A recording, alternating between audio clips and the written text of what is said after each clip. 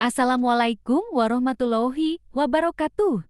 Alhamdulillah dan terima kasih sudah berada di channel kami, Ragam Dakwah. Kali ini saya akan sampaikan sebuah ulasan profil dan biografi seorang tokoh ulama dari kalangan NU, yaitu Kiai Haji Ahmad Bahaudin Nur Salim. Beliau adalah seorang ahli tafsir dan fikih. Menurut Prof. Quraisy Shihab, bahwa tingkat keilmuannya Gus Baha sudah sampai ke ulama. Sulit ditemukan orang yang sangat memahami dan hafal detail-detail Al-Quran hingga detail-detail fikih yang tersirat dalam ayat-ayat Al-Quran. Gus Baha memang idola banyak orang. Walaupun namanya sudah dikenal khalayak luas, akan tetapi kesederhanaan beliau tidak banyak berubah. Penampilan beliau yang apa adanya dengan kopiah hitam, kemeja putih dan sarung menjadi ciri khas beliau. Gus Baha merupakan putra dari seorang ulama ahli Al-Quran, yaitu Kiai Haji Nur Salim Al-Hafidz dengan Nyai Hajah Yohanits Nur Salim, dari Desa Narukan, Kecamatan Kragan, Kabupaten Rembang, Jawa Tengah. Ji Nur Salim adalah murid dari Kiai Haji Arwani Al-Hafidz Kudus dan Kiai Haji Abdurrahsalam Al-Hafidz Pati. Beliau lahir pada tanggal 15 Maret tahun 1970 Masehi, atau 7 Muharram tahun 1390 Hijriah. Jika dirunut dari silsilah keluarga ayah beliau inilah, terhitung dari buyut beliau hingga generasi keempat kini merupakan ulama-ulama ahli Al-Quran yang handal. Silsilah keluarga dari garis ibu beliau merupakan silsilah keluarga besar ulama Lasem, yaitu dari Bani Mbah Abdurrahman Basyaiban atau Mbah Sambu yang pesariannya ada di area Masjid Jami Lasem, sekitar setengah jam perjalanan dari pusat kota Rembang. Latar belakang pendidikan Gus Baha. Gus Baha mulai menempuh gemblengan keilmuan dan hafalan Al-Quran di bawah asuhan ayahnya sendiri. Pada usia yang masih sangat belia, beliau telah menghatamkan Al-Quran beserta qiraahnya. Menginjak di usia remaja, Kiai Haji Nur Salim menitipkan Gus Baha untuk mondok dan berkhidmah kepada Kiai Haji Maimun Subair di Pondok Pesantren Al-Anwar Karangmangu, Sarang, Rembang. Di Pondok Pesantren Al-Anwar inilah, beliau terlihat sangat menonjol dalam ilmu syariat seperti fikih, hadits, dan tafsir. Dalam riwayat pendidikan, dari kecil hingga beliau menjadi pengasuh pesantren warisan ayahnya. Gus Baha hanya mengenyam pendidikan pesantren dari ayahnya sendiri dan pesantren Al-Anwar asuhan Kiai Haji Maimun Subair. Selain mengasuh pondok pesantren, Gus Baha juga mengajar di Lembaga Tafsir Al-Quran Universitas Islam Indonesia UAE Yogyakarta. Di Universitas Islam Indonesia, beliau adalah Ketua Tim Lanah Mushaf Universitas Islam Indonesia Yogyakarta. Timnya terdiri dari para profesor, doktor, dan ahli-ahli Al-Quran Indonesia seperti Prof. Dr. Quraisy Shihab, Prof. Zaini Dahlan, Prof. Syauhib dan para anggota Dewan Tafsir Nasional yang lain. Dalam hal tafsir Al-Quran di Indonesia, beliau termasuk pendatang baru dan satu-satunya dari jajaran Dewan Tafsir Nasional yang berlatar belakang pendidikan non-formal dan non-gelar. Meski demikian, kealiman dan penguasaan keilmuan beliau sangat diakui oleh para ahli tafsir nasional.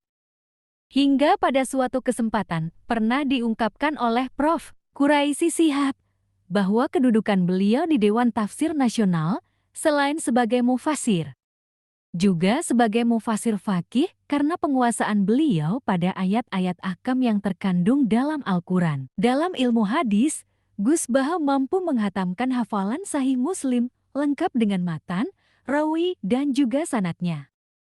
Selain Sahih Muslim, beliau juga berhasil menghatamkan dan hafal isi kitab Fathul Muin dan kitab-kitab gramatika bahasa Arab seperti Imriti dan Alfiah Ibnu Malik.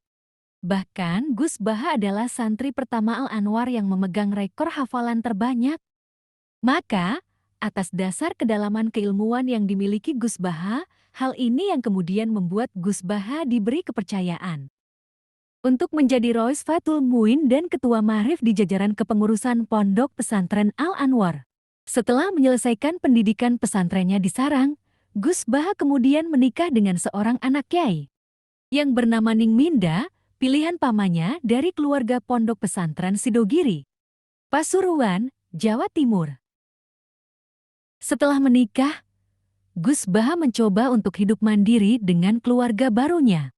Selanjutnya, Gus Baha dan keluarga pindah dan menetap di Yogyakarta. Selama di Yogyakarta, beliau menyewa sebuah rumah untuk ditempati keluarga kecilnya. Semenjak Gus Baha menetap di Yogyakarta, banyak santri-santri beliau di Karangmangu Sarang yang merasa kehilangan. Hingga pada akhirnya beberapa dari mereka menyusul Gus Baha ke Yogyakarta dan patungan untuk menyewa rumah di dekat rumah beliau. Tiada tujuan lain selain untuk tetap bisa mengaji kepada sang guru tercinta. Terdapat sekitar 5 atau 7 santri Mutahorijin Al-Anwar maupun MGAS yang ikut ke Yogyakarta. Saat di Yogyakarta inilah, kemudian banyak masyarakat sekitar rumah Gus Baha yang akhirnya ikut serta ngaji kepada beliau. Gus Baha memiliki 6 saudara, diantaranya adalah Kiai Haji Nasirul Mahasin, Kiai Abdul Rauf Almarhum, Mufadlatul Izzah, Gus Abdul Kakim, Gus Saimul Umam, dan Gus Fuad. Profil dan biografi Gus Baha yang selanjutnya adalah karomah Gus Baha. Berikut ini adalah beberapa karomah Gus Baha yang diungkapkan oleh beberapa pihak. Pertama yaitu pada saat penyusunan mushaf, Gus Baha lupa mencantumkan nama sahabat Abdallah bin Mas'ud ke dalam daftar nama sahabat yang meriwayatkan qiraat. Dalam mushaf tersebut memang dijelaskan secara ringkas tentang sejarah penurunan, periwayatan, pembukuan, dan ulumul Quran lainnya. Sahabat Ibnu Mas'ud ini Islam as-sabiqunal awalun bersama Abu Bakar bin Abi Quhafah, Khadijah binti Khuwailid, Ali bin Abi Thalib, dan lain-lain. Beliau dikenal dengan julukan Sahibu Sawadi Rasulillah yang mengetahui rahasia Rasulullah karena kedekatannya dengan Rasulullah. Rasulullah Shallallahu Alaihi Wasallam sendiri juga pernah bersabda tentang sahabat yang berpostur tubuhnya pendek dan kurus dengan warna kulit sawo matang ini. Barang siapa ingin membaca Al-Quran seperti ketika diturunkan, maka bacalah sebagaimana bacaan Ibnu Ummi Ibnu Mas'ud. Rasulullah SAW kembali bersabda, belajarlah baca Al-Quran dari 4 orang, yaitu Ibnu Mas'ud, Muaz bin Jabal, Ubay bin Ka'ab, dan Salim Maula Abi Huzaifah. Pada suatu malam harinya, Gus Baha bermimpi bertemu dengan Abdallah bin Mas'ud. Dalam mimpi tersebut, Ibnu Mas'ud menegur Gus Baha yang tak menuliskan namanya dalam daftar sahabat yang meriwayatkan Al-Quran. Maka saat bangun, Gus Baha pun segera menuliskan sahabat yang masyhur. Sebagai ahli Quran ini, dalam mushaf kampus Islam legendaris yang pertama diterbitkan pada tahun 1997 ini. Karomah kedua yang ada pada Gus Baha adalah terjadi saat Gus Baha ke Bangkalan. Syekhana Holil Bangkalan memiliki Al-Quran yang dimaknai langsung oleh beliau sendiri, tapi yang menulis adalah Kiai Haji Abdul Karim. Baik makna dari lafadz atau catatan kaki di kitab tersebut. Kitab tersebut diberikan kepada santrinya dan sekarang ada di keluarga Ustadz Muslim. Pada suatu malam hari, Gus Baha diberikan kitab tersebut oleh Gus Ismail Al-Kholili dan tim Turats. Sesudah itu Gus Baha memegang kitab tersebut tanpa membuka.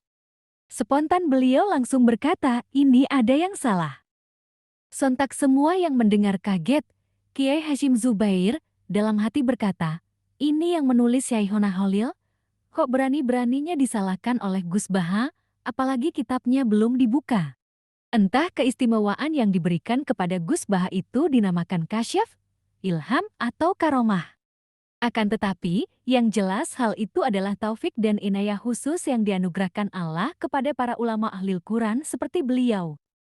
Karomah yang lainnya adalah salah satu cerita Gus Baha, bahwa beliau pernah mendapat Al-Quran tulisan Utsmani asli.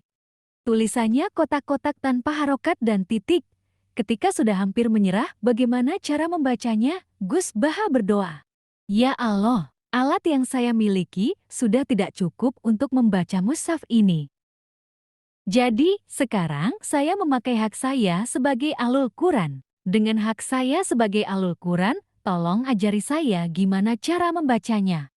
Setelah beliau berdoa seperti itu, tiba-tiba beliau bisa membaca Al-Quran tulisan Utsmani itu. Itulah gambaran singkat biografi Gus Baha dan sebagian karomah beliau dari berbagai sumber. Semoga dari profil dan biografi Gus Baharembang yang dibagikan ini, kita dapat meneladai keilmuan dan akhlak beliau.